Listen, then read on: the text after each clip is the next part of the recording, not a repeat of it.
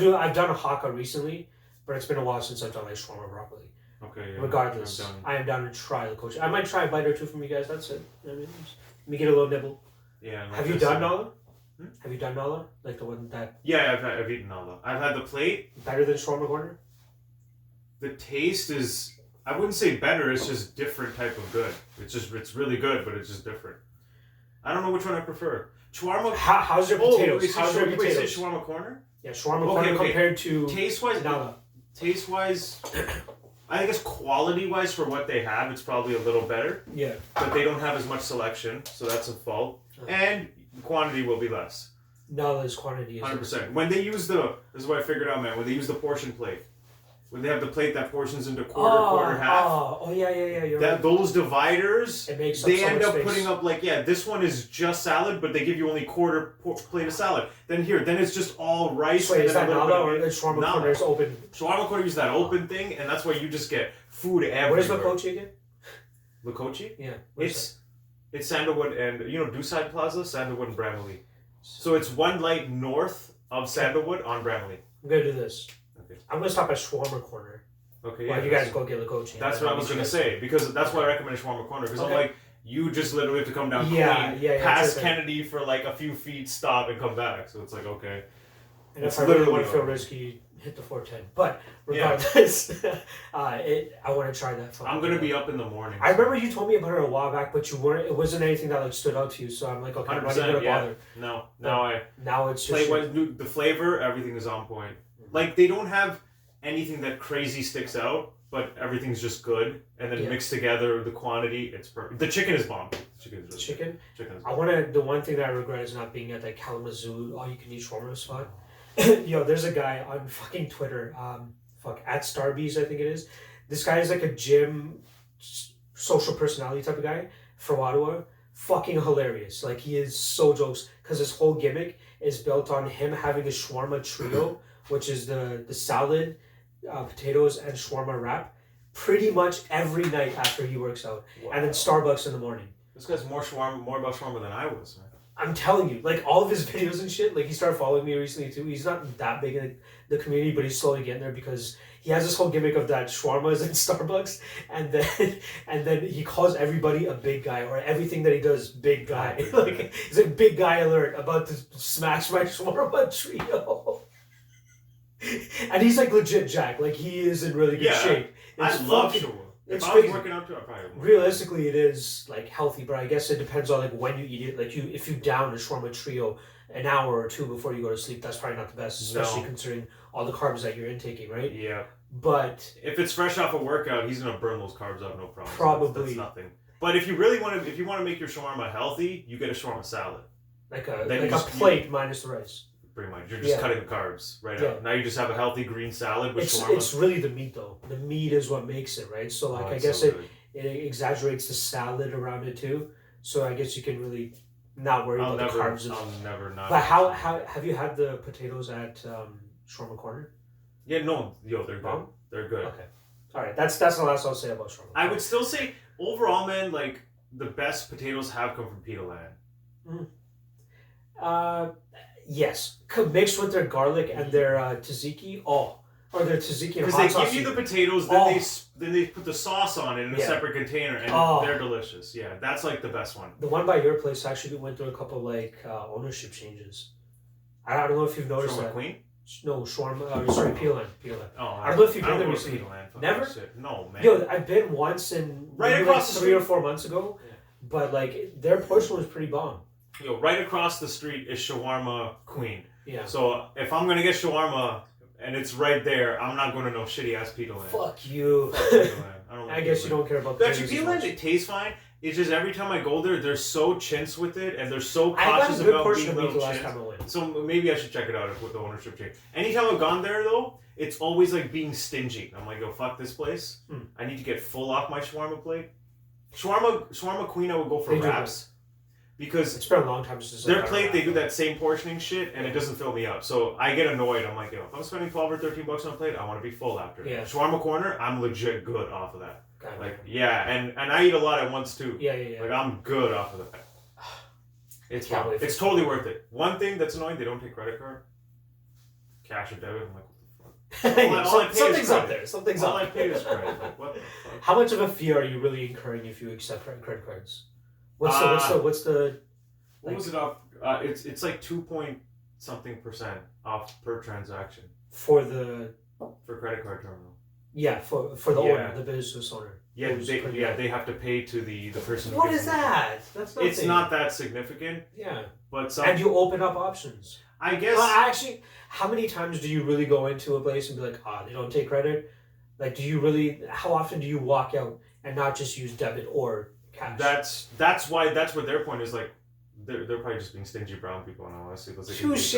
But they're probably like, oh, fuck that fee. I don't want to take that fee. We'll just force everyone to pay this. And maybe they're like, our sales aren't going to drop or anything, so fuck taking that fee. There's have you ever been to Tino's?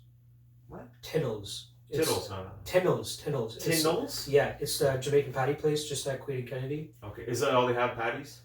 They have like some Jamaican food and stuff too. But they have like 3 or 4 locations throughout Toronto, and if you see their logo, you'll probably recognize it. Cash only.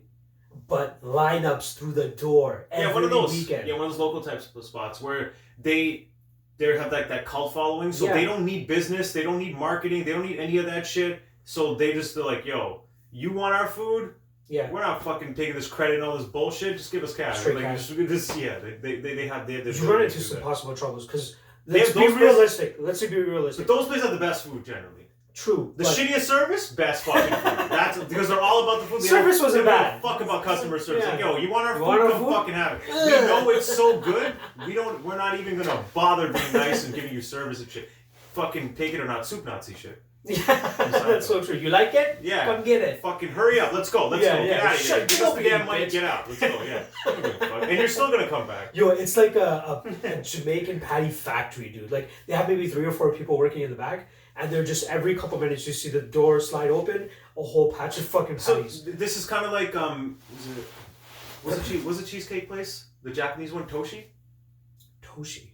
No, not Toshi. I'm thinking Toshi's a different. Tetsu, Uncle Tetsu. Uncle Tetsu. Yeah. It's like that where they're just making one item and lining it up the door. They have a lot more locations now though in Toronto. Oh yeah. Before it was like one Toronto location, one per person. You had to wait in line. You can only it was like a soup Nazi type, funneling you through. But now you can go to different ones and they're like empty. They recently just released a chocolate Uncle Tetsu cheesecake. I tried it.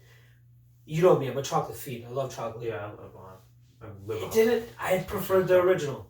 Okay, really? Like, it's worth trying just to be like, okay, this is where a chocolate version would sound. Have you had their cheesecake tart? Those are bomb. Those are bomb. Those... They are so good, dude. Praise Jesus. Those I've had them warm and cold. It doesn't matter. It doesn't matter. It doesn't matter. You don't even know which one you like better. They're so good. Like, the only thing... When's the last time you had a Krispy Kreme donut?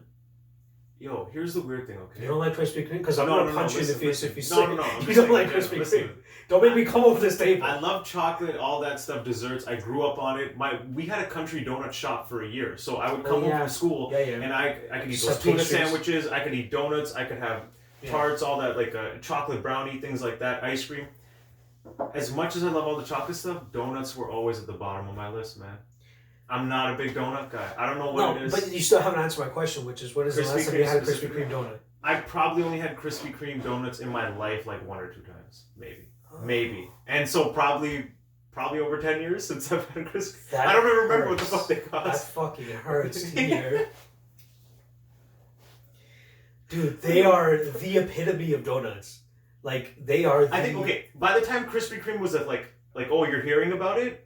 I was already not eating donuts really. I would just be like, why get a donut? I can get a chocolate bar. Why get a donut? I can get a sundae. Why get a donut? I can get this cake. I don't. When you did eat donuts, it was mostly because I'm just as a kid sitting in our country donut shop and I'm looking at one. I'm like, all right, cool, I'll have a donut. But if there's better options, I'm not taking the donut. Interesting. I'm not taking the donut. I think Krispy Kreme would change your mind. I have to try it. If you had a good one, has to have chocolate on it. Has to have chocolate. They have glazed, chocolate glazed. I'm sure they're good. Don't get me wrong. I'm sure it's just and donuts. They're filling too. It's just donuts in general is not my type of food, so I haven't sought it out. The best, my favorite has always been a nice brownie with a separate layer of icing on top. That's my shit, dude. And God, My mom. You know me. I can't have brownies anymore. Like legitimately, cannot have or enjoy brownies after our failed brownie experiment. Yeah. But bless you. Oh, thank you.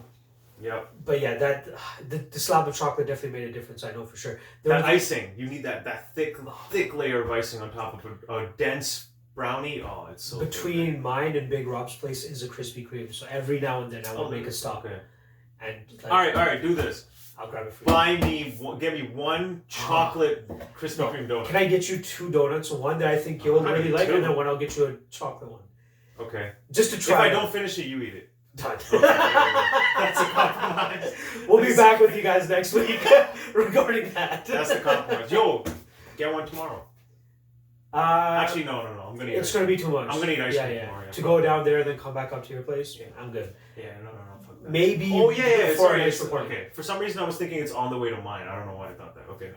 Either I'll get you to do it before we do our next podcast, or on the podcast. I don't know. We'll fucking figure it out. On the podcast. Get your actual fucking reaction. I'll like it for sure. But of course, but I want you to rate it against other ones that you made, Tim Hortons or whatever. Like, you know what I mean? Just I want you to. Yo, it really pains me because I know how much you like dessert, and like when you do dessert, you go all fucking out. Like you just don't like. I'm just gonna have French vanilla ice cream. No. Fuck that. It's like French vanilla with like all this shit on top of it. Like you try to take advantage of that one moment that you're gonna be able to do it. Yeah.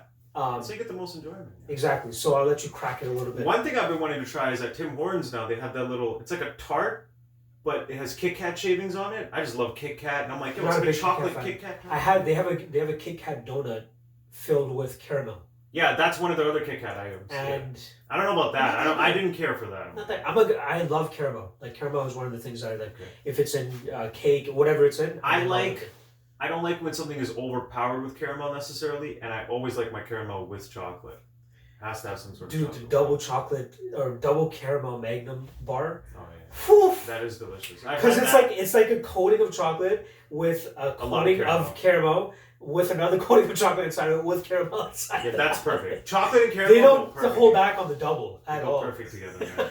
They're so good. Oh, the best. Like I'd say I'm a chocolate fiend. Like my favorite chocolate bar, I would have to say is Mars. Oh, okay. Bounty. I don't know what it's with you and the fucking coconut.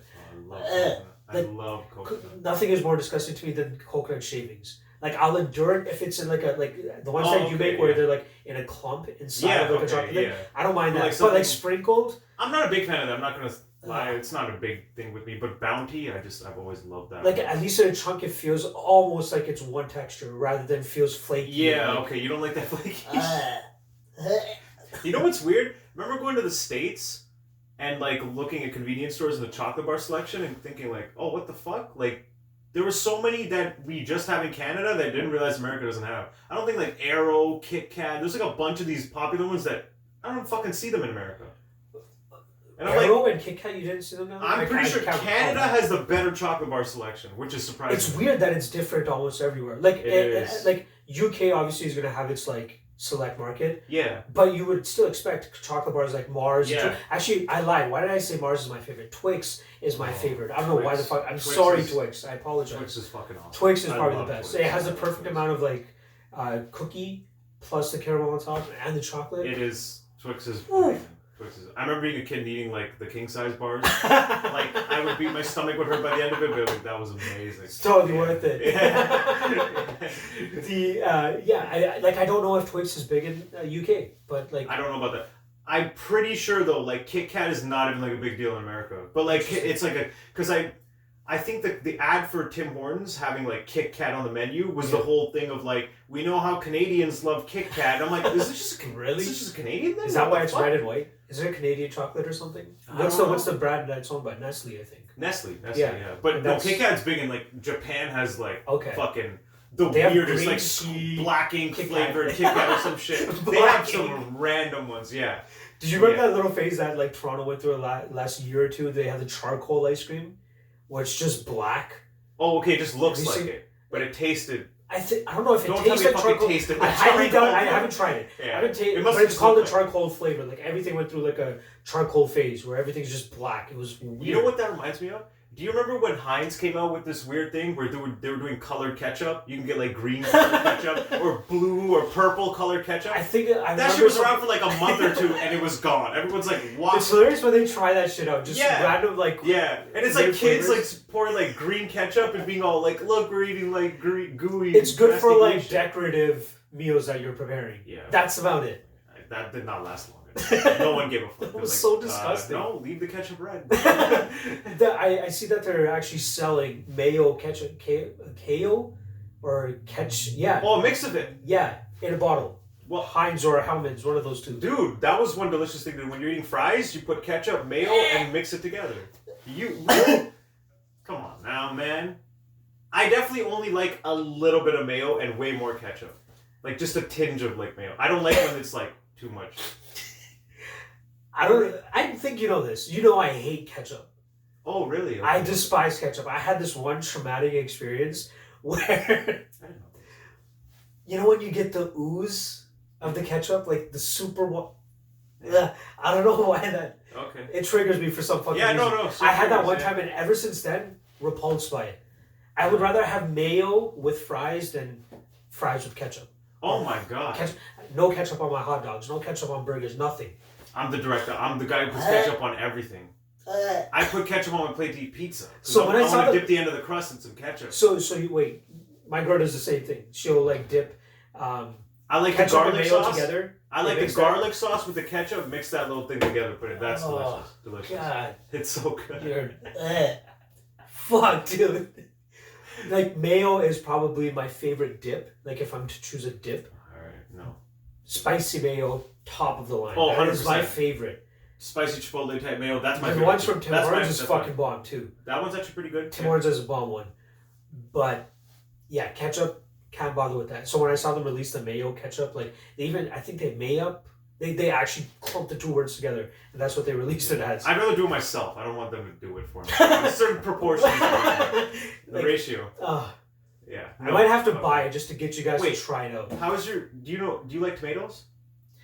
Not on pizza. Okay, so you're actually as cool salsa. I don't mind. I love ketchup. I like tomato sauces. I hate tomatoes. I cannot fucking stand tomatoes. How about in salsa?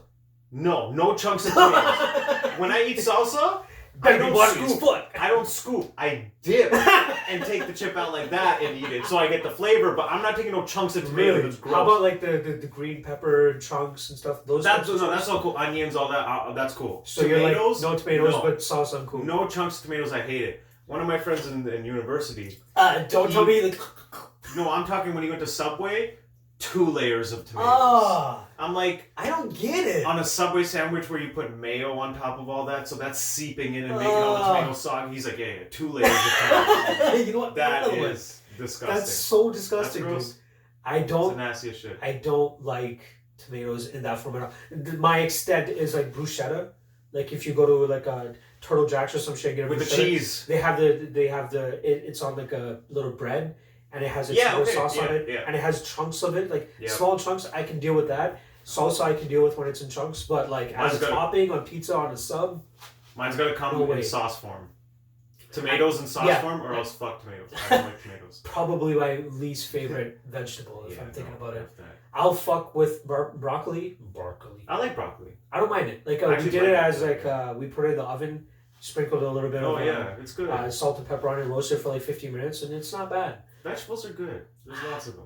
The only one I really like, and even with the broccoli, I liked it. But the only reason I liked it is I had it in the same bite as like meat. Like that's how I force myself. No. Don't get me. I like vegetables, but I'm the same way. Like every bite of vegetables, I like to have a little bit of meat in there. I like the texture of meat mixed with broccoli. Yeah, or no, not broccoli. Vegetables in general. I'd say it's like 40% that for me, but 60%. I want to drown out the taste of the vegetable. Oh, really? No. I like how they enhance each other. Like now, have you noticed, like, even eating wings, I don't like to eat my wings without a salad. I'm not eating the salad to be healthy. Bite of chicken wing. Yeah, bite of salad, I'm not eating the salad to be healthy at that time because I'm eating chicken wings. I'm eating it because I like the crunchy salad mixed with the texture of the meat. If it's a good salad, okay, I get that. But like don't put broccoli in my salad. No. This is just like greens, like lettuce. Yeah. Like literally like lettuce with like chipotle mayo. I don't mind just baby spinach. I don't mind that. Yeah, that's pretty. I'll deal with that. Leafy greens, that's it. No chunky stuff. No, I don't like that stuff either. Yeah. But I know you like to chop yours up like pretty fine, not finely, but shredded, closer to shredded than in whole. God damn. No, I really like. I prefer the baby spinach if I'm going to do it because I always said like it's like the most greener, one of the greener vegetables that are out there, which you kind of would assume is the more nutritious. That is how. But it only covers whatever's more rich in color. So a dark, vibrant color is like a signal of nutrition. That's higher nutrition levels. But doesn't it also lack in other things? Like maybe yeah, I don't. Like I would assume if you were to pick one vegetable to live off of for every meal ever, is baby spinach check off more marks than I'm pretty sure like romaine lettuce or kale is just like a better version of spinach. Kale is like superfood though. Right? It's like a better version of spinach from what I understand. Interesting. But I don't know, it has a weird, I guess it's how you prepare it. I like it. It has like a weird... Kale too will crisp up. When you heat it, you can get like kale chips. You can't make no spinach chips. Yeah, that would probably... If you take kale and just like pop it into hot oil and fry it, you can actually make kale chips. Like the legit Nothing chips. added to it, just coconut oil, kale. Maybe sprinkle some seasoning on it. I fucked with it like once I think I got like frozen kale one time and I like heated it up and did all that. I just did like, I guess it's obviously better to get it fresh, right? But I never really give it a chance after that. Yeah. I prefer romaine lettuce or like... Romaine is my shit. I love romaine or baby spinach. That's about it. Nah, I can't wait for... during this conversation, when you said chicken wings, the first thing that came to my mind was Tony and Jim's. And I'm like, might have to pay them a visit sometime soon. I will see, man. I'm thinking I'm going to... The next time I have wings, I'll probably make my own wings. No, actually, you know what? There's a place that somebody keeps telling me about called Duff's. I think I told you about it actually too. There's a location in Richmond Hill and there's a location in Toronto, but it's not close enough for me when I'm at work to go for lunch. Like it's maybe a 20 to 30 minute walk, maybe a 20-ish minute transit ride. And for me to go eat, come back within an hour, not feasible. Yeah, no. So I have a half day next Friday. And I'm thinking about going. Wait, would you say it's like a meat type place? Wings. Oh. Apparently they have big and juicy wings like Tony and Jim's. Yeah, that's those. That's a question I put out there for you about. Like, if you're in the Toronto area, let me know about any wings that are like big wings. Don't give me some fucking pussy ass little wings and call them big wings. There's a wing place I went to by work called Slabs Burgers or some shit. I get like Tony and Jim's. It's known as a pizza spot, but it has the really good wings. Slabs apparently had really good wings, but it's a burger place. So I still went there, checked it out. They were. Like, the taste was decent, but you could compare them to, like, remember those, like, Jane's wings that you could buy, the frozen ones that you can buy at the grocery store? No. It's like they just threw them in a deep fry for, like, 15 minutes and then just gave them to you. Fuck out of here, man. Yeah, do your wings properly. Italian places have it down for some reason. I don't get it. They do it up, man. What the fuck? Like, although, homemade, you can make them way better. You can make them better, but even if they're smaller, I get that, too. That's the only problem is, like, when you do homemade... It's hard to find like the frozen jumbo wings. Yeah. That's what I wanted to buy. I want to buy the frozen jumbo wings and then make that shit at home. But no, you can't get them. You gotta sacrifice with the size, but you can up the quality with whatever the fuck you want to do with it. It's up the quantity of the Parmesan fried wings are pretty fucking good. That's it. The garlic Parmesan. I know we haven't talked about it at all. There's like nothing to talk about. That's the reason. I'm like, what the fuck are we gonna talk about? The biggest thing that really happened, that actually happened yesterday, I think it was, or 2 days ago now. Floyd posting that he's coming out of retirement. What he did? He said. Okay, I'm glad that you didn't hear about this. I love this. I saw him and Dana picture together, and I saw him and Dana are going to work together. I thought that meant something about Zuffa boxing, maybe some co-promotion. So that was Floyd's first picture, where he was with Dana White at a Boston Celtics game, I think it was. And they're talking about like Floyd and Dana working together again in 2020. And then his next post is of him with his shirt off with gloves and stuff, saying coming out of retirement in 2020. How old is he? 43? 40 something. But I think what they're going to try to do is Zuffa boxing. Slash Mayweather Productions, obviously, right? Oh, but, so maybe he's just going to fight some scrub as a main event to draw eyes to it. No. I think it would be a little bit disrespectful if they did it on Fight Pass. No. That doesn't make any sense. Because like, if Floyd's going to get in the ring, he's going to want to get paid. So it's going to be like a big deal. Okay, now. A small part of me has a feeling it's going to be like Connor too. See, that's not ruled out for me, which is sad as fuck. If it's Zuffa boxing and all that shit. I think that it might even be like Jorge Masvidal versus Floyd Mayweather. They're going to try to capitalize on the stars that they're clinging onto. Like, how long are you going to be able to ride off this Nate Diaz win for Jorge Masvidal? He's going to need something big to come back to. That's why I was suggesting the Conor fight last time in one of the last podcasts.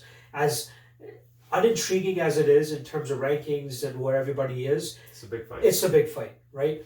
So I can see them going the route of, you know what, Floyd, you want to fight again? Here's Jorge Masvidal, massive star in the UFC right now. You can project, even with the loss for Masvidal, obviously we knew it still skyrocketed their name value just as it did for Conor. But another thing I don't want to see it. Another thing is Masvidal, he's what weight class would they fight at? Like, he's way bigger. That's another thing. But I don't think that Floyd really, I don't know. Like, I'm not saying because that's Masvidal's strength too, his boxing. I'm not going to say here and say Masvidal's going to outbox Floyd. That's not going to happen. It's never going to happen. But he has hands, and him being a bigger guy can only help him. That'd be a crazy, silly fight, but I'd also just be happy Masvidal's getting paid. Like, good for exactly. him. As an MMA fan, I'm totally fine with that. This guy's finally getting his due. He's getting his paychecks. Good for him. Like, that's how I feel about that. It's the one thing that this is completely out there, but the one thing I kind of hope that comes out of this is if they do, like, moving forward, like a Zuffa boxing, Floyd Mayweather promotions continuously, MMA fighters against boxers, like not top flight boxers, but like there's still names that are competitive. There should be a middle ground, and that middle ground should be. Shut up, shut up, Alfred. Your hands up. There we go. Shut up. What is he barking? I don't know. That's hilarious. That's either somebody came or somebody went. When the door opens, he senses it, and he'll just fucking go off, and then he'll just shut up. Okay. Anyway, continue. What was I saying? Yeah, like a middle ground in terms of UFC fighters. This should be the middle ground. It's always MMA fighters fighting boxers in boxing, right? So it's always MMA fighters that go into the boxing realm, right? Yes. Okay, cool. I get it. We can do MMA because boxers have not grappled or kickboxed at all. Cool. Yeah. They should at least box with MMA gloves on. That should be the compromise. We'll box, but we're wearing our shit. That actually does make a big difference. Because in terms of blocking and all that and absorbing strikes, it's a totally different game. I think one does that with kickboxing or Thai. That's what they should do. Okay, fine. We'll box. With gloves. But you got to wear the MMA gloves at the very fucking least. Like, why does the MMA guy have to go fully over to the boxing side and do everything by the boxer's way? The boxer already has the advantage. Yeah, meet him not halfway even. Meet him a little bit in the middle. I wouldn't mind that. I'm not sure how many boxers with names. That's the issue, right? Would do that. Because then it would be a bad look, even though it's MMA gloves. If you are a boxer and you get, like, knocked the fuck out by an MMA guy in a boxing fight, it's still a bad look. It's a lose-lose for them. Like, Artem and Pauly, like, how is that even a close fight technically? It's technically just boxing without the gloves, but it was totally different. And if you follow MMA math, Jason Knight's better than Pauly Malignaggi. Just saying. It's honestly, it's because Pauly's hands are brittle. He's just breaking his fucking hands and then having to fight all the ball's on him to actually take this fight. I'll give that to him. He even said, he's like, I can't come back because I can't. So if you want to do a fight, I have to do real boxing with big gloves because, like, my hands are going to break. I don't think that we'll see what you want in terms of with MMA gloves. However, I think that this is going to open up an avenue to possible UFC crossover boxing fights where they can have, like, Zuffa promotions, like the Zuffa boxing promotions, right? They might even start to promote it like the UFC, where it's like the brand is bigger than the fighters, but you'll still maybe get more money if you fight for us in this league because you'll fight boxers that already have names. So, but that's the thing. Like, it's never going to be a Canelo Alvarez. It's not going to be a fucking. They could even just have Terrence Crawford. It's not going to be anybody like that. They could even book matchups where it's just MMA guys who just want to stand and bang. I'm completely. You don't want to do MMA. You just want to stand and bang. Fucking have a Zuffa boxing. I'm completely okay. Right? With that. Like, why not? Yeah. That's a great fucking point. That's awesome. Then you could keep guys like Jason Knight and Artem Lobov. You have a fun division with them. Yeah. This is the fun division. You can't cut into UFC, MMA. Yeah. Here's boxing. So many stand and bang guys. Because they already have, like, a well-oiled machine with how they produce the UFC. Even how they've introduced Tuesday Night Contender Series. Like, I know you don't watch it much. Check it out every now and then. But, like, every Tuesday in the summer, we're going to have fights. But I don't know. But with them to have to incorporate boxing, it's going to be interesting considering the fact that they have 46 events a year already. So either they start to take time off of MMA and they fill in boxing cards there with names that we know in the UFC that want to. I think they're just going to grow and sign more. One has it perfect. One FC, they have MMA, they have kickboxing, they have Muay Thai, all happening on one event. Yeah, and they just sprinkle like here and there. Yeah. Sometimes it's in a ring, sometimes it's in a cage. UFC should just like buy Glory or something. Buy the kickboxing division and just mix up the cards. UFC. Mix up the cards. You got to put 13 fights on a card. Why do we have to have shitty MMA fights with guys we've never heard of before? Why don't we just take those fights off the card to a certain degree? Actually, no. But you would need the names behind it too. Well, I mean, like, just put in some big Glory fights. Sprinkle it in the card. Have a mixed card to a certain degree. I don't see why they can't pilot it. You know what I mean? So. Like just do it. Just take an event and be like, all right, this event we're going to do half MMA, half kickboxing. Yeah. And if it takes, it takes. If it doesn't, give it the juice to possibly grow into something. Do like a main card where you got like 2 kickboxing fights opening up to 3 MMA. And but it has to be people that people actually care about.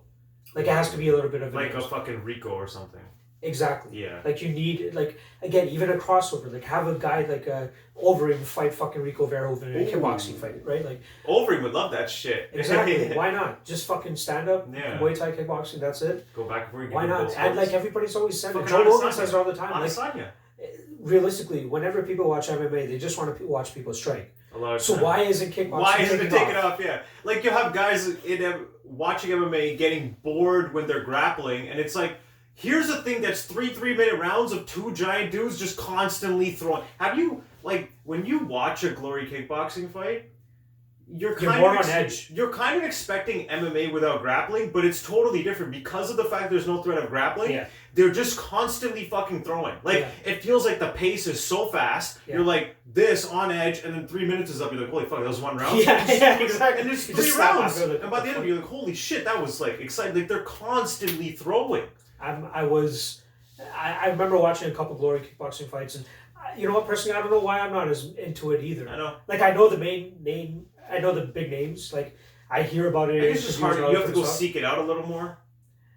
Probably, but we would still do we still do that for Bellator sometimes. Like it's not as easy as going on Fight Pass, right? It would be nice if more I guess MMA sites would cover it a little more, and then you could get. There are some sites that are giving cover them a little bit. Like Cage Warriors is getting some love.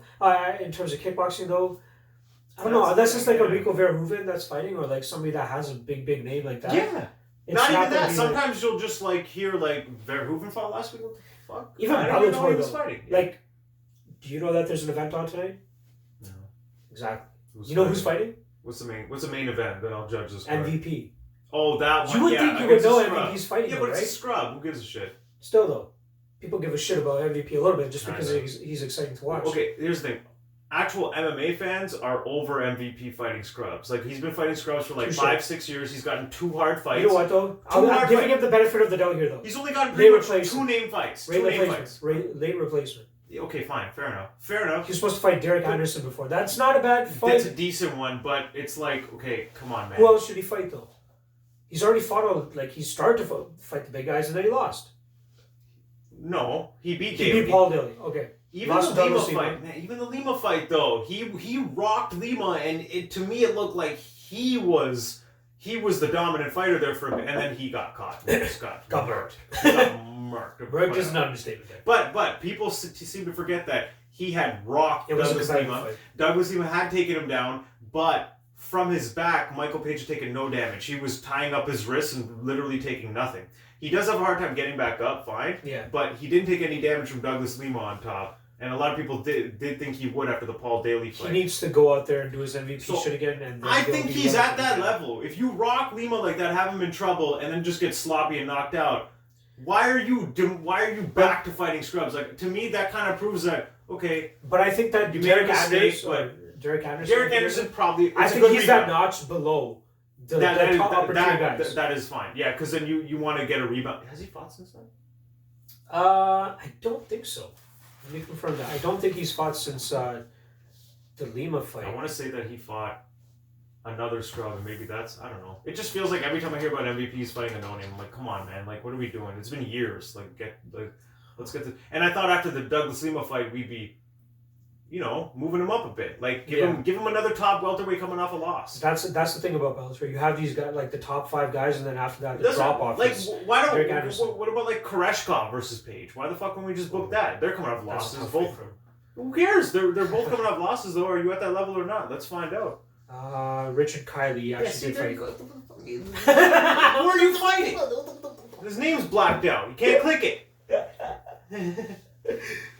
He fought in September. That was KO not long ago. Yeah, KO flying knee first. We got him his rebound off of a scrub. This is easy. It's too easy for him. Get him back in with guys at the top or close. Okay, but I don't know why I'm writing him off even more than I should, because he only has 1 loss. He has 1 loss, yeah. And that he was winning that fight. Was close, though. He was winning that fight. Okay, I know people say, the Daly fight, Daly could have won. Damage-wise, MVP clearly won that fight. I thought it was pretty evident. I think it came down to 1 round, if I'm not mistaken. His only problem was that he had a hard time getting back up. But even when Daly was on top, he wasn't landing much damage on MVP at all. So whatever. Hopefully he gets the victory tonight, and then he just fights a guy I guess here's the frustration. I think he is that good to be top tier, and they just keep wasting time with him. So that's why I'm like, I'm not excited until we fucking get him in there with the top guys, and he can beat these guys. I wouldn't mind, I think he's at that level. He's good, man. I think he would be the type of fighter to be like, all right, I'm going to go over to the UFC now once my contract is up. He's older. What is he? Is he 32 now? Like, let's get him going. 32, yeah. There you go. You got to get this guy going. We've been talking about it for how long now? It's been like 7 years or something since he was 25. Yeah. Like, what? I thought he was, like, within 2 or 3 years of that time, he'd be. You care about spoilers? Oh, I don't know if it's already happened. No. Oh, it started 11:30 a.m. The prelims. Main starts at 5. Yeah, fuck that. What other fights on here? Fabian Edwards, decent. Oh, Sorenback. I've always wanted to watch that guy, so I'll probably check this fight out actually. Oh yeah, okay. The 2 last fights are pretty good. I know Mike Shipman is actually Michael Venom Page's teammate. Yeah. They train together. They had a little beef. I don't know if you saw at the weigh-ins. Who? There's a Fabian Edwards and Mike Shipman. They got in each other's face, pushed each other, and MVP almost right after Fabian because he was about to weigh in right after him, right?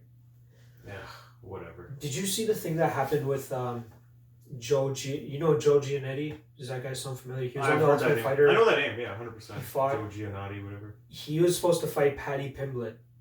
I know that name too. Tomorrow, or yesterday, sorry. Yeah, he was supposed to fight him yesterday. Took the fight on short notice, maybe like 10 or 12 days. Agreed to come in at, I believe it was, I think it was 145, 155. I'm not 100% sure. Can't get my facts here. Anyway, misweighed by like 12 pounds. Misweighed bad. And he did absolutely nothing to try to go cover the gap a little bit more. Right away, he just started eating and drinking, and then it like pissed off Paddy, and then Paddy didn't end up taking the fight. Because he's like, yo, this guy just... He's not even trying. Yeah, he's not trying. Like, he's showing no remorse. He's not willing to negotiate nothing. He's coming here for, like, the quote here is even tactical weight miss. He came for a free holiday. Like, that's what he's kind of saying to him. But, like, I've seen Joe Giannetti on Twitter quite active. Like, actively looking for fights.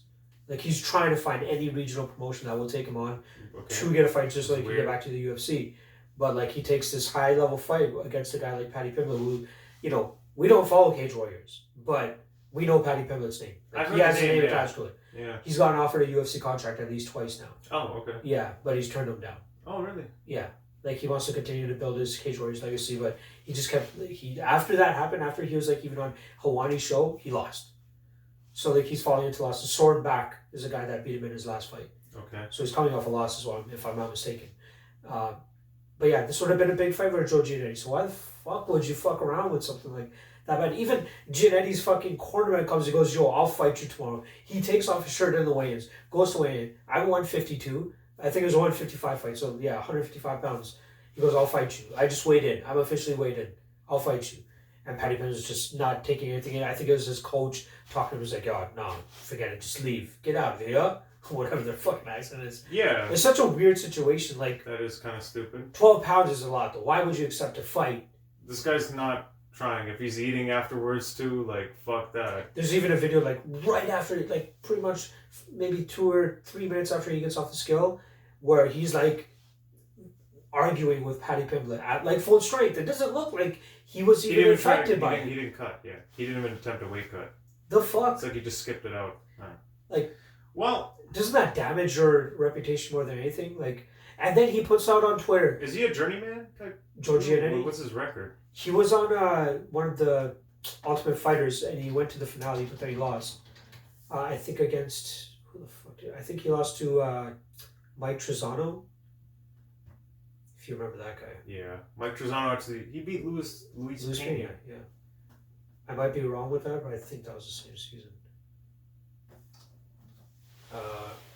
Yeah. Okay, yeah. This Ultimate Fighter 27 finale, he lost a split to Mike Trezano. And then since then he's 2-1-1. This is pretty much a nobody at this point. Right? Yeah. 7-2 record. Doesn't seem to care about his. He reminds me of like a Diaz brother almost though. Oh yeah. Right? Just look at this picture. I get it. Yeah. That was a very unfortunate situation. I was surprised how he handled it and the fallout about that, because that was the main event if I'm not mistaken as well, or at least culminating event. One of the big fights that people are looking forward to. Dude, it's always annoying when guys miss weight by that much. They should increase the fines. I really think, like this 20-30%. But for bullshit. A company like Cage Warriors. Yeah, fair enough. But like, just in general, like when guys miss weight. Yeah. It's like, yo. It should be more punishable. I ran out of time to say, shut the fuck up, man. You gotta make it. Like, you took the fight on short notice, sure, but don't sign for the fight if you're not going to be able to make it weight. Because you just took away somebody else's chance. A lot of guys would have done it. They'll use that as an excuse as to why they're allowed to not make weight. Because we accepted the fight on short notice, you should just be happy I tried. But, if it was a pound or something off... Yeah, I get that. I get that. But 12 pounds, anything over 3 pounds, you didn't try. Yeah, no. Right? I mean, and he beat that by like 4 times. Right? Although they should just do the ONE FC shit and get rid of weight cutting. That's really what they should be doing. Absolutely. We could do a full episode on fucking weight cutting issues. Just keep monitoring your weight the whole way. Yeah, dude. Another thing, John Jones, Dominic Reyes is official. Oh yeah, fuck, that got announced last night. February 8th. Jones kept like hinting at it the last couple like weeks with his Twitter. He was making it obvious. He just couldn't flat out say it. And then somebody said, I don't know. Somebody said, I need to figure out when John Jones is fighting next so I can book a thing. And he goes, oh, don't worry, the contract's in my email. It just needs to be printed and signed. That's it. So it's just been lingering. Everybody kind of knows what's going to happen. And yeah, he's pretty much without flat out saying Dominic Reyes. Made it obvious that it was Dominic Reyes. So I am slightly bummed. I'm slightly bummed. I'm just glad the fight's happening quickly. It's only like 2 months out. See that? Yeah. In terms of like relative to right now. Get it out of here. But I mean, in terms of Dominic Reyes' career, too early, man. Oh, 100%. We're not going to do the best Dominic Reyes in my opinion. He's going to lose. It's going to be, can he rebuild himself back up, get better after losing to then get another shot? Most people don't get that second shot of John Jones. He seems too big of a guy to go down to middleweight. He's huge. So he's too big. And I think he's too small to go up to heavyweight. He's not bulky enough, yeah. So I think, you are right that he will still have some stability in the 205-pound division, and hopefully by the time he's young. He's not that, but he's young enough to make another run. He's like 29, 30 years old. You got time. I think it's going to depend on how competitive the fight is with John Jones, because like realistically going into the Thiago Santos fight, that was a fight where we're like, okay, Jones is going to break this guy, and then he also go back down to middleweight. But he didn't fight the way we thought. That was a big thing. He didn't attempt a takedown. I think we all feel like if he attempted a takedown, pretty certain I took that fight John Jones inside the distance as my play. If he attempted a takedown, that should have been like ground and pound second round. Like, okay, fuck around with him for maybe 1 round on the feet, and then it's like, okay, I'm just going to take this guy down, smash him. If he took him down, he probably would have smashed him. Yeah. Everybody kind of knows that. But it's like, no, I'm going to kickbox with the kickboxer. Almost lost his title. Was there a split? It was a split. Too close for John Jones at this point in his career. People scoring for Thiago Santos, though, I'm like, okay. Like, I get it was a closer fight, but I thought it was pretty clear John Jones won that. Like, I don't agree with it. I remember it being competitive, and I'm pretty sure I didn't get to watch it like closely. I'm pretty certain I was at my cousin's place in Montreal for a wedding. Yeah, because that was Masvidal Van Askren card. That was ridiculous. It was that close. Because can you imagine if John Jones lost his title in a fight like that? Like, that would have been just such a what the fuck? Like, it wasn't like some guy surprised us and had a performance of a lifetime and beat the GOAT. Yeah. It would have just been like this lackluster split over this guy with a torn up knee. Yeah. Since that he could have taken down and beat pretty much at any time and didn't even attempt to. Like, it would have been so disappointing.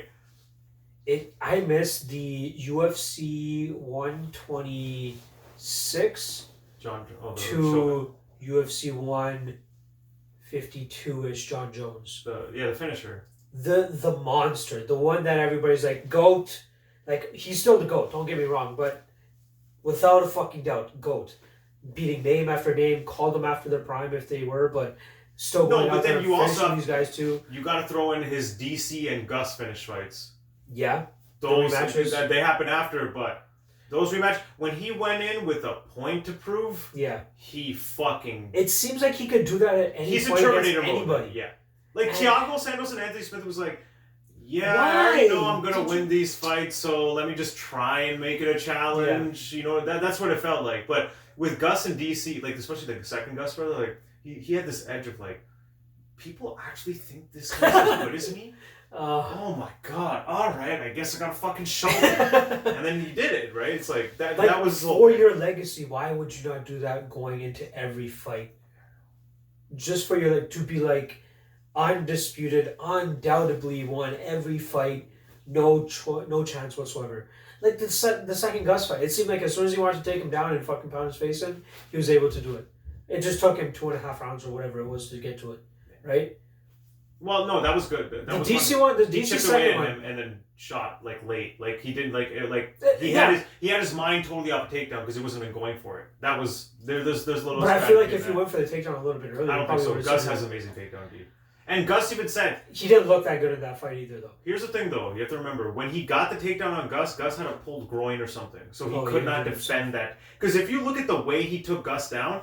Gus went down without a fight. Gus is one of the hardest guys to take down. Even in the first fight, it was pretty tough. That takedown, he just got it right away, like without any sort of like defense on Gus's part. And when he says that he pulled his groin, I'm like, oh, okay, that kind of makes sense. Not to say he wouldn't have got it anyway, because it was pretty surprising, randomly out of nowhere. Yeah, after getting picked apart for 2 rounds. Yeah, after chopping away at like his body and legs and stuff. Yeah.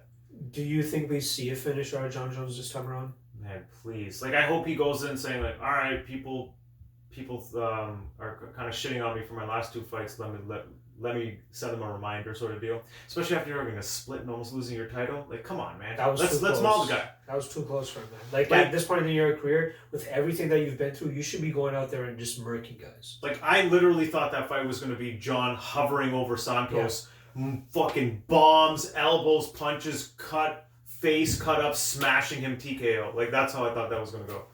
And it probably should have. It probably easily could have, too, if he wanted to. But yeah, I'm hoping this is what he's going to do in this fight. Like, okay, Dominic, your thing is boxing. Let's wrestle. and let me show you some of that John Jones ground and pound. Remember when he was the DC shots after he knocked out DC? After he knocked out DC and he's laying in the ground and pound. That was bad. As a DC fan, that was hard to watch. And even when he got Gus into position and then he postured up and started landing those, his ground and pound, the way it's not like constant, it's just like these bombs and the way he's whipping into them, it's scary, man. It's so scary. Will go down as GOAT.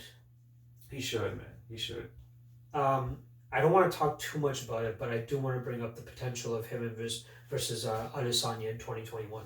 Yes. I mean, that is the fight everyone's throwing out there and all this. So what do you think? Jones comes in, gets 2 or 3 wins in 2020. And those aren't guaranteed. Man, it's very likely he's going to get 3 wins in 2020 because he's fighting in February. Yeah. And he could easily fight 2 more times. Now, he has been fighting quite a lot because I think he fought Gus in like March. So taking a fight. Gus? No, he fought Gus in December. Anthony Smith. Anthony Smith in March or April. Yeah, and then March. And then Santos in July. In July. And so he only fought twice. He said he wanted to fight 3 times this year, so this fight's a little after in 2020. So I could see him getting... still within 12 months. Yeah, that's what I mean. Within a calendar year, this is 3 fights in 11 months for a champion. That's huge. Like, champions do 1 fight every half year generally, every 6 months. So... God. We love him, but fucking fight, dude. Yeah. I don't know if he's injured or if he's just... Well, even after the Poirier fight, I'll be ready in March. Like, what? You fought... That was September. What do you mean March? Come on, man. No. When was the... That was October. Was it October? Wasn't it September? I want to say September in Abu Dhabi. 228. What was 228? I don't know. Fuck. What was 228?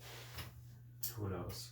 I need to know. I used to know every fucking pay-per-view off the top of my head and what month. It's hard to now. Woodley against Hill?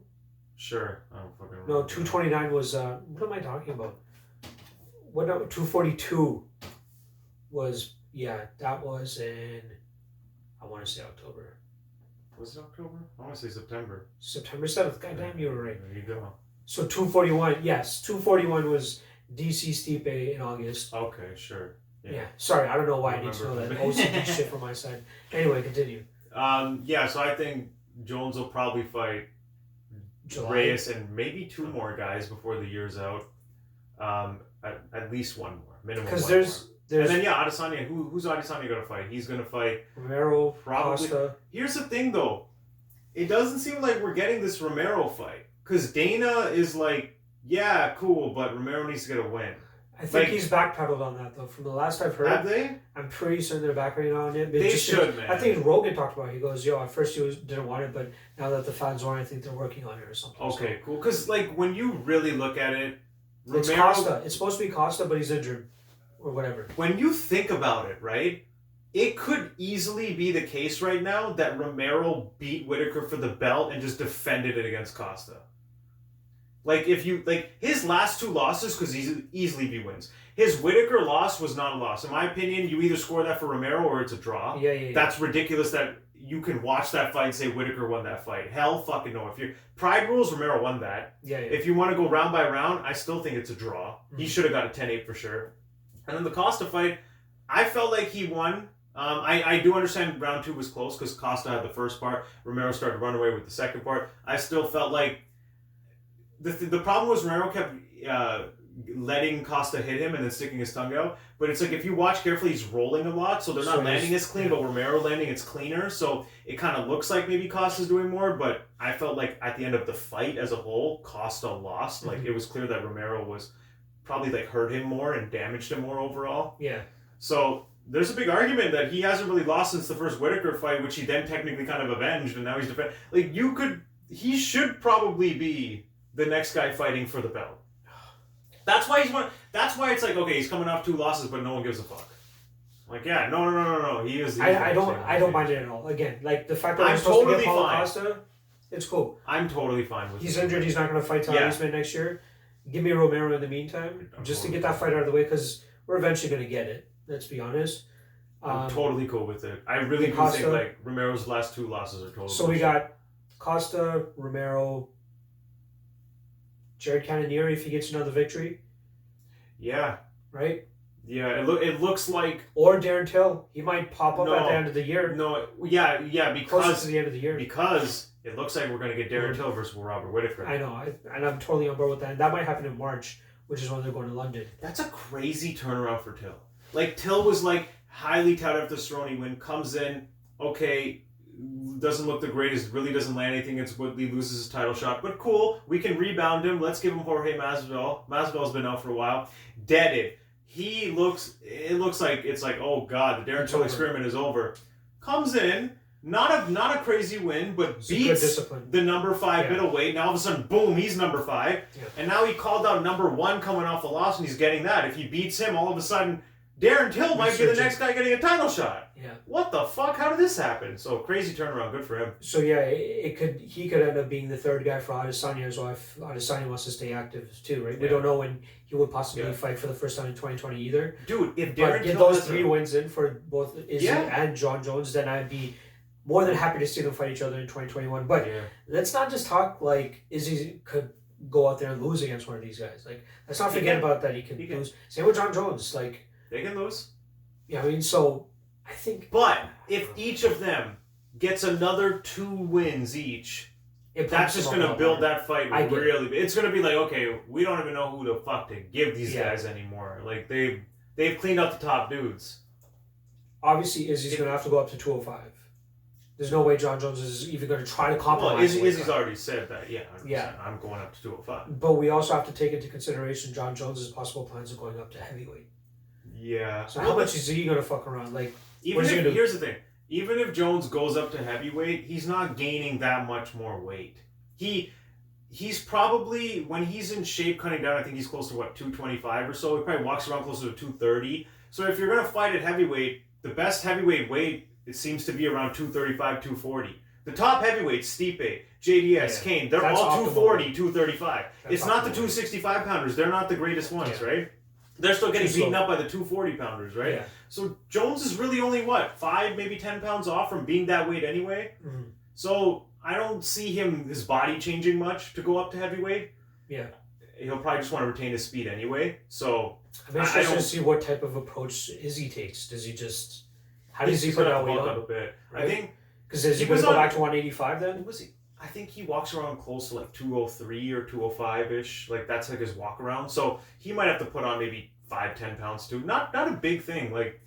Because if he wins, here's the thing. Be a champion, right? Here's the thing. So he'd have to defend both belts.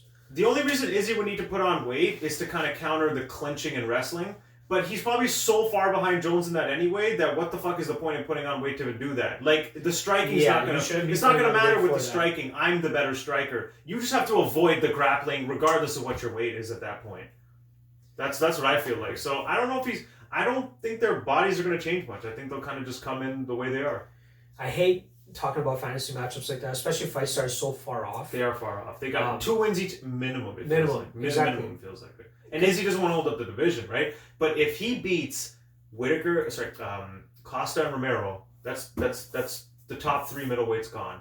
Unless Darren Till knocks out Whitaker, then you got another guy you got to fight. So Cannonier's up there too, still in my opinion. Cannonier, I keep forgetting about fucking Cannonier. Right? It's really just those 4 contenders at 185. I'm pretty sure that was Dana's idea was probably Romero, Cannonier, and the winner gets a shot. But now with Costa, they're probably, and Izzy wanting to fight, they're probably going to. I think Till Whitaker is probably the best way to go. But what about Cannonier? Because he's the odd one left. See, that's what I don't know what's going to happen with Cannonier, because it feels like Izzy would fight Romero. If he beats Romero, by then Costa's back around, so he'll just turn around and fight Costa, who probably won't have to fight again to get his title shot. Yeah. Then after that, you're having Till versus Whitaker, and then Cannonier's kind of left out. He can't fight up. He can only, at this point, it's who does he fight that's up? No, that's true. Because technically speaking, if you think about who deserves it more, I feel like Cannonier deserves that Whitaker fight more than Till. I agree. When you look at the resume at middleweight. But Darren Till somehow getting. I know, because he called out Whitaker on Twitter, Whitaker agreed, and generally when both guys are on board and the fight makes sense ranking-wise, that's always the fight that gets booked, right? So there's really nobody else out there, Cannonier's gonna fight down if anything, and he's older too. Darren Till's got time. You know what I mean? Why rush the Whitaker fight and jump him up? Give that fucking fight to Cannonier. Although they might not want to do that to Whitaker because that's a scary fight for Whitaker coming off a knockout. Yeah. You get another beast. One guy that's slowly coming up and could possibly be contending is Edmund Shabazian, probably by 2021. He's number 9 right now or something? Yeah, dude. Yeah. He goes out there and starts as number 12. Brad 12. Well, you know what it's time for, right? You got to get the gatekeeper fight, Shabazian and Brunson. Yes. Right? It has to be Brunson.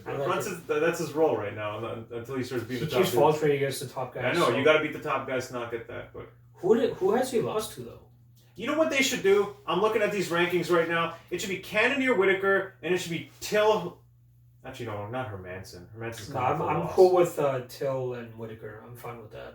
Yeah, but it just leaves Cannonier out. I would prefer Cannonier. Which is weird, because that's going to be 2 straight fights where he's fighting former welterweights at middleweight. Well, no, you know what? I would put the argument in that Whitaker is a true middleweight. I get that, because he's never looked small or been dominated. Yeah. So he's a true. And when he was at welterweight, he was younger. He actually he physically got bigger. So. I think he had the Wonder Boy loss there. Yeah, but I do feel like Calvin is definitely just a chubby welterweight. A welterweight that doesn't give a fuck. that needs to, stop eating his tacos. Uriah Hall might get a decent fight soon. Who? Uriah Hall. He had a decent win against ACJ. Don't mind me. I mean, he beat him up in the standing. It's just his grappling, right? I wouldn't even mind Shabazian against Hall. Why not? If I was Uriah Hall, I would be trying to get the Jack Hermanson fight. That's a guy coming off a loss and who's ranked 6 and I'm 11. Yeah. That's a smart move to make if you're Uriah Hall. Give me the Jack Hermanson fight. Although Hermanson's got that grappling though, and that's... What will we do with Gastelum though? Because he's just again go to 170. He shouldn't be a middleweight. This is like a waste. But yeah, I do like Shabazian versus Brunson. Both coming off wins. Yeah. 8 versus 9. Let's do it. We're not hot-shotting Shabazian right into the top guys yet. Slowly building him up. Yeah. I want to see if there's any other like fight announcements that we missed. I don't think so, man. Has this been the slowest week of MMA in the year? I think so. Like, I don't think anything significant happened, right? Outside of Reyes Jones getting announced, I don't remember anything that I was like, oh shit, nice. There must be. Come on. There's another announcement that I feel like we're missing out on. Okay, so do you want to talk about maybe the NXT TakeOver event later tonight, or maybe Survivor Series tomorrow instead? Are we actually watching Survivor Series tomorrow? Is that what's happening? Fuck no! You think Zane's gonna fucking stay around for that shit? The second I put it on, tires screeching in my driveway. And he's out. He's gone. I thought you would have actually done it. No, man. That's what is the biggest thing? I don't want to take too long because I don't want to lose subscribers, but what is the main event tomorrow? I don't know what the main event is. Give me a 2-minute spiel of why somebody should give a fuck about Survivor Series if you casually follow. Man, you know the type of wrestling fan I am, though. I like it, but I can acknowledge that, like, I get why people don't like it and how it's stupid. Yeah. I totally understand it. But fuck it, man. I watched it since I was a kid and I like it, and I'm not afraid to admit that I like it. What? But yeah, I don't encourage people to watch wrestling. I'm just like, yeah, it is kind of stupid. I will think about it, but I just like it. I will give the main event, Survivor Series, WrestleMania, SummerSlam, and Royal Rumble. Just a small consideration. Survivor Series in recent years has become kind of stupid because they do this brand supremacy shit. So it's like Raw versus SmackDown, and this year is the first time it's Raw versus SmackDown versus NXT. So it's just the shows fighting each other. But here's the dumb part: there's nothing on the line. It's bragging rights. Like, they don't even attempt to put anything on the line. So you're like, okay, it's cool, but what the fuck does it... Like, they win, and then they literally don't even address it the next day, and then they just don't address it at all until next year's Survivor Series when it's time for the brand supremacy shit. You're like, why do the superstars even care? Survivor Series is just a brand of its own now. Yeah, like, where it's just brand versus brand versus brand in matches with nothing on the line. Like, put something on the line, you know what I mean? Like, just put something on the line. Yeah. So we're like, oh shit, that person just got a title shot. Oh shit, I don't know, just anything. You don't care which side wins because there's nothing really at stake. Nobody fucking cares. It doesn't matter. Oh, it's like the past few years it's been Raw versus SmackDown, so it's like the WWE champion from SmackDown versus the Universal champion from Raw. But it doesn't matter who wins. Nobody loses their title. It's not title versus title. What the fuck? Who cares? Best match. Just because of how fun it's probably going to be, because, believe it or not, do you know who's killing it right now? Rey Mysterio. You would not believe that shit. Didn't he kill 2019. No, he did not. That was not his fault, okay? Don't say Rey killed someone, okay? That guy was... 619 killed someone. No. That guy was already fucked up, yeah. But yeah, that was just sad for Rey. But yeah, I didn't think he would come back from that, to be honest, and that's the last I've heard of him. You hear me saying 2019 Rey or Mysterio was killing, you're like, what the fuck? Yeah. Like, you remember watching Didn't Brock just fuck up him and his family or some shit? Exactly, hold on. He's killing it. But he's not even killing it in the ring. Rey Mysterio is killing the promos, dude! What? He's like the best promo guy. I know he's like over-the-top good guy, but he's playing that role so good, you're like, yo, I'm kind of into this shit. Where he's like He's kind of like, okay, Brock, you've been fucking with me, you took out Kane, I'm fucking coming for your title now, right? And it's like... Don't kill me. And he's assaulting him with weapons and shit, but Rey's actually doing a good job. I'm actually excited for that. Brock versus Rey. You know Brock's gonna win, but it's no holds barred match, so they're allowing weapons. I'm like, okay, cool, yes. Kane is gonna come? No, Kane's getting his knee fixed. Apparently that's why they only did like a 2-minute match or some bullshit, whatever the fuck that garbage was at Crown Jewel with them. Yeah, but... yeah, he's got to get his knee fixed. So I think he literally did that match and they're like, yo, we can't do much more with you until you fix that shit. So now he's out for God knows. Oh no! Maybe he's not getting it fixed. He's actually doing some Mexico live event. He's tagging with some new guy in WWE called Humberto Carrillo, like some new Mexican wrestler, Lucha Libre wrestler. He's tagging with him on a Mexico live event. So maybe they're just using him for that for now. Then he gets his knee fixed. Then they'll come back like properly. But yeah, he's not going to be on WWE or anything anytime soon. I think I just lost a subscriber. Yeah, probably. I think I feel it. Yeah, probably, man. Probably. Last one that I want to talk about before we get out of here. Los Angeles against Chiesa. Interesting booking, but I'm completely okay with it. Weird as fuck booking because I I didn't even realize when this fight was booked that Chiesa's not even ranked. So this is number 5 versus unranked. Oh shit. Yeah, take that in. Now you're like, oh, that's weird. When I first heard it, I'm like, oh yeah, okay, kind of strange. He's been very I get it. Though. But Chiesa's not even number 15. He's not ranked at welterweight, so it's like, okay. I also think, I totally agree with your sentiment, before you said it, like I just told you the fight booking and you said what I was thinking too, RDA is going to smoke him. Yeah. Duh. Okay, yo, you looked amazing against Diego Sanchez at welterweight. We're talking about RDA. Let me bring my boy Dos Nachos over here. Yeah. RDA is, you know what he's become? He went to welterweight, and now he's that welterweight check for lightweights who think they want to go to welterweight. Oh, you want to be a welterweight? RDA. Show him what this shit's about. Kevin Lee's like, yo, fuck that. I'm back down now. Like, you might even do that shit to Michael Chiesa. I don't know. But yeah, I don't see how Chiesa wins this fight on the feet. I think it's just a good fight for both of them, just to one, stay active, and two, fight a guy that's somewhat competent. Like we obviously favor Dos Anjos here, but you know, if he goes out there and like smokes, like fulfills it, then it's, you know, he will be impressive. He'll have a highlight reel resume thing on his, or finish on his resume, I should say. I also feel like Chiesa, a big one for him. Obviously, he's going to beat an unranked guy here if he gets a victory. Way bigger fight for Michael Chiesa. Of course, he can just jump in. It's not a lose-lose situation for Dos Anjos. No, it's a win-lose. Do you know why? I think if he gets a impressive victory. I think one reason this fight is being booked, one, to kind of hotshot Michael Chiesa a bit in a sort of way. Also, like, to stop giving RDA killers. This guy's had a crazy run. He had 3 losses to all these wrestlers. Then they give him Kevin Lee. Then they give him, who was another wrestler that he actually beat. But then they give him Leon Edwards again. He's just had this run of fighting such top-tier competition. It kind of feels like a fight where it's like, there you go. Okay, like, we're not going to give you another top 5 guy. Thanks for that last stretch. Fight down a little, you know what I mean? Like, here's a bit of an easier fight. And at the same time, here you go, Michael Chiesa. Here's your chance to jump into the ranking. So it kind of fulfills both roles. Since his Robbie Lawler fight. Yeah. Okay, look, that record looks salty, but look at who he's losing to, and he's not getting smoked. Colby Covington did not smoke RDA. There's a big argument to have that RDA won 2 of those rounds, in fact, and he didn't really beat the shit out of him. It was like he drowned him with cardio. Yeah.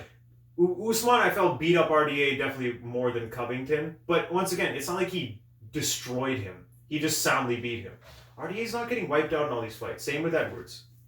Definitely lost, not getting wiped out. He's still a tough fight for anybody.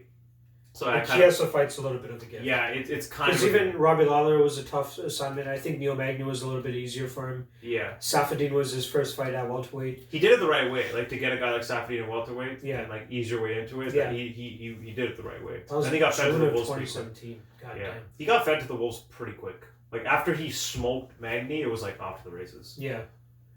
But if you won any of those fights, man, he could be up there challenging for the welterweight title. Dude, if he just had slightly more gas in the tank, he probably could have easily beat Covington. Covington's just next level with this guy. He was just drowning him, but striking-wise, and the fact that Covington couldn't keep this guy down and take him down on time, like, he was largely just pinning him against a cage, and it was RDA not having the gas to explode off a bit more, but he was defending very good. Like, RDA is hard to take down and keep down. Yeah. He's good everywhere. Fuck. Is there anything else you want to touch on for this episode? No, man. I feel like we're struggling here for fucking... If we're breaking down Dos Anjos against Chiesa this hard, you know what's funny? Real. Every time I hear Dos Anjos, all I think is Dos Nachos. And it doesn't help that most pictures that they have out of him are with him with just the mustache, where he looks Mexican more than anything. Yeah. Just throw a sombrero on him and you could be like, yo, this guy's Hector Alvarez or some shit. I'm not really a Colby fan at all. The only thing that cracks me up is when he casually in conversations. Rafael Dos Nachos. I beat up Rafael Dos Nachos, and there's just something funny about it because he's so like Marty, he's just nonchalant. That's a stupid name. It's the delivery. Content is but the delivery of it, I think he does very well. Like, he doesn't even stutter on it, let it sink in. It's just so, like, isn't that his name? It's not Dos Nachos? Really? Like, I think he's the one that calls Leon Edwards Leon Scott, which fucking kills me, dude. God damn. He goes, who is that guy? Nobody even knows him. Fuck, dude. Quick. Who do you think's going to win, Colby or Kamaru?